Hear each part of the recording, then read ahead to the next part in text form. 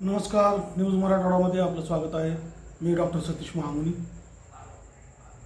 आज आपण 4 जून लोकसभा निवडणुकीच्या निकालाची तारीख, मागच्या 3 महिन्यापासून जो रणसंग्राम आपल्या धाराशिव लोकसभा मतदारसंघामध्ये सुरू होता, या रणसंग्रामाची उत्कंठा वाढवणारा दिवस 4 जून 2024. भारतामध्ये संपन्न झालेल्या लोकसभा निवडणुकीच्या निमित्तानं ही सगळी मतदानाची प्रक्रिया पूर्ण झालेली आहे. माझ्या मते 6 टप्प्यामध्ये संपन्न झालेल्या या निवडणुकीच्या 3ऱ्या टप्प्यामध्ये आपण धाराशिव लोकसभा मतदारसंघासाठी विद्यमान मावळते खासदार ओमराजे निंबाळकर व महायुतीच्या उमेदवार सौ अर्चनाताई राणा जगजितसिंह पाटील, त्याचबरोबर बहुजन वंचित आघाडी आणि इतर 30 उमेदवार, अशा 32 उमेदवाराच्या दरम्यान झालेली ही धाराशिव लोकसभेची निवडणूक आहे.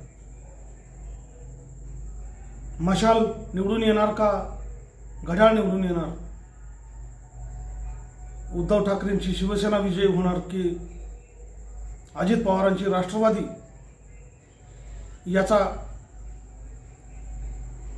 निकाल लावणारा दिवस 4 जून आहे. 7 जूनला मृग नक्षत्र सुरू होणार आहे. आपण ज्या भागामध्ये राहतो त्या भागात पेरणीच्या कामाची लगभग 4 तारखेला सुरू झालेली असेल आणि 7 तारखेच्या दरम्यान पेरण्याला सुरुवात होईल. आणि लोकसभेच्या निवडणुकीचा हा दिवस लक्षात घेता पुढच्या 5 वर्षाच्या लोकप्रतिनिधित्वाची पेरणी देखील 4 तारखेला पूर्ण होणार आहे. धाराशिव जिल्ह्याचे रेल्वेचा प्रश्न, धाराशिव जिल्ह्यातील तीर्थक्षेत्रांच्या विकासाचा प्रश्न, ग्रामीण भागातील रस्त्यांचा प्रश्न, जो की प्रधानमंत्री ग्रामसडक योजनेच्या माध्यमातून, केंद्र सरकारच्या माध्यमातून खूप मोठ्या प्रमाणावर केला जातो. आपल्याला राज्य सरकारचं सार्वजनिक बांधकाम खातं माहीत आहे, परंतु केंद्र सरकारचा प्रधानमंत्री सडक योजना ही केंद्राची एक चांगली योजना आहे, याची फारशी जागृती झालेली दिसत नाही, कारण त्याची चर्चा होत नाही. केंद्राचा पैसा येतो आणि सरळ खर्च होतो, त्याच्यामुळं त्याचा श्रेय घेण्यासाठी कोणी प्रयत्न करत नाही. त्याचा कुठला रस्त्याच्या कामाचा शुभारंभ होत नाही किंवा उद्घाटनही होत नाही. आपण गाव पातळीवर छोटा एखादा उपक्रम राबवला तरी त्याचं उद्घाटन करत असतो, परंतु केंद्र शासन वर्षानुवर्ष आपल्याला केंद्राच्या योजनेतून आपल्या जिल्ह्याच्या विकासासाठी काम करत असतं, परंतु त्याच्याकडे मात्र आपण जाणीवपूर्वक आपलं दुर्लक्ष असतं. कारण प्रत्येक गोष्टीमध्ये अस्मिता, प्रत्येक गोष्टीमध्ये श्रेय घेण्याची आपली जी वृत्ती निर्माण झालेली आहे, आणि विकासाचं काम म्हणजे आपण स्वतःच्या घरचे पैसे घातलेले आहेत आणि ते काम पूर्ण केलेलं आहे, अशा प्रकारचा जो आविर्भाव लोकप्रतिनिधीमध्ये असतो, त्याच्यातून ही वृत्ती निर्माण झालेली आहे की केंद्राचा कितीही पैसा आला आणि कसाही खर्च झाला तरी त्याच्याकडे फारसं गांभीर्यानं पाहायचं नाही. अशा सगळ्या योजनांची अंमलबजावणी करणारं केंद्र सरकार असेल, आणि या केंद्र सरकारच्या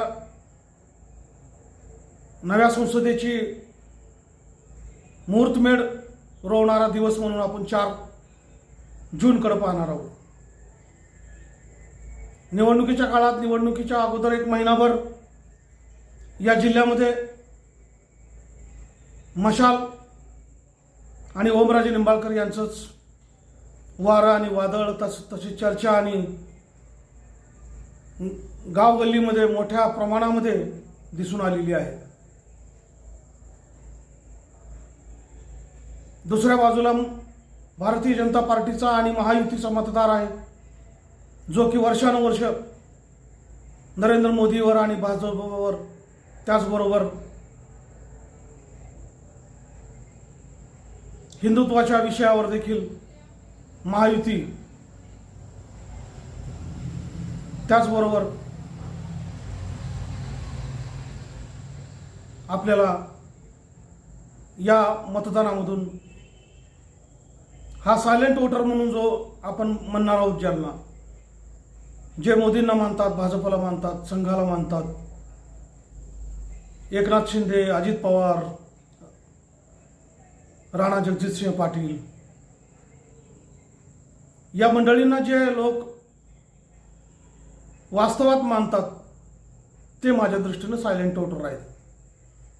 आणि ज्यांनी ओमराजे निंबाळकर यांच्यासाठी प्रयत्नांची पराकाष्ठा केली, संघर्ष केला आणि मागच्या 2 महिने मशालीच्या बाजूनी जे जनसमर्थन निर्माण केलं, ते लोक दुसऱ्या बाजूला आक्रमक मतदार म्हणून म्हणता येईल. 4 जूनचा हा फैसला खूप महत्त्वाचा आहे.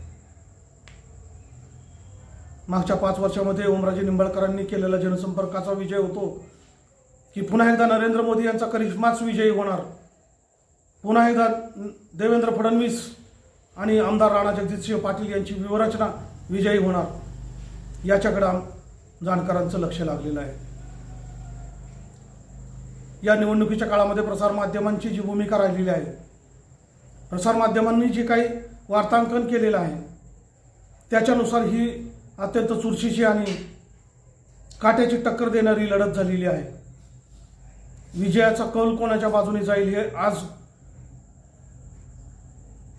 प्रसारमाध्यमाला सांगता येत नाही, परंतु उद्धव ठाकरे शिवसेनेचे समर्थक नक्की सांगतात की 1.5 ते 2 लाख मतांनी ओमराजे निंबाळकर निवडून येतील.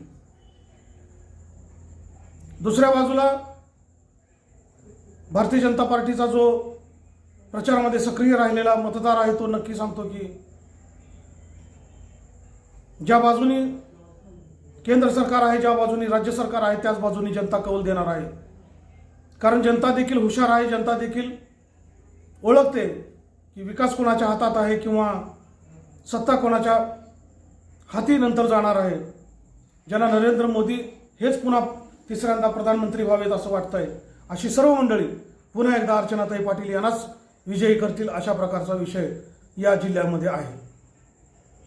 मतदान झाल्यानंतर 2-4 दिवसानंतर ही चर्चा सगळी आता शांत झालेली आहे. आता लक्ष केवळ निकालाकडे लागलेलं आहे. जी एकमेकांना आव्हान देण्याची भाषा होती, एकमेकांना पैज लावण्याची भाषा होती, या सगळ्या आता शांत झालेल्या आहेत. आणि 4 तारखेच्या दुपारपर्यंत आपण गुलाल उधळणार आहोत. काट्याची टक्कर म्हटल्याप्रमाणे घड्याळाच्या प्रत्येक सेकंदाच्या काट्याकडे पाहून आपण त्या दिवसाची सूर्याची उगवण पाहणार आहोत आणि निकालाच्या अनुषंगाने आपण सगळ्या सोशल मीडिया असेल किंवा टीव्ही माध्यम असतील याच्यासमोर आपण बसणार आहोत. येणाऱ्या खासदारांची आव्हानं देखील तेवढीच आहे. पुढच्या काळात विधानसभेच्या निवडणुका आहेत, जिल्हा परिषद पंचायत समित्या आहेत आणि या निवडणुकांच्या अनुषंगाने या लोकसभेच्या निकालाची खूप महत्त्वाची भूमिका असणार आहे. जर ओमराजे निवडून आले तर भविष्यात या जिल्ह्याचे किंगमेकर म्हणून ओमराजेच इतर निवडणुकीमध्ये काम करणार आहेत आणि ओमराजेंचं समर्थन ज्या लोकप्रतिनिधीला मिळणार आहे त्याचा विजय देखील तेवढाच सोपा होणार आहे. दुसऱ्या बाजूला जर अर्चनाताई निवडून आल्या तर केंद्र शासनाच्या योजनांचं आपल्याला नव्या योजना मिळण्याची देखील अपेक्षा आहे. केंद्र सरकारची प्रासाद योजना यापूर्वीच आमदार राणा जगजितसिंह पाटील यांनी राबविण्यासाठी तुळजापूरची निवड करून त्याच्यासाठीची प्रक्रिया मार्गी लावलेली आहे. प्रशासकीय मान्यतापर्यंत हा विषय झालेला आहे आणि एक शासकीय योजनांची अंमलबजावणी करण्यासाठी चांगला पाठपुरावा करणारा आमदार म्हणून आमदार राणा जगजितसिंह पाटील यांच्याकडे पाहिलं जाते. एक जिल्ह्याचं नेतृत्व म्हणून देखील पाहिलं जाते. डॉक्टर पद्मसिंह पाटील यांनी या जिल्ह्यावर अधिराज्य अनेक वर्ष चालवलं.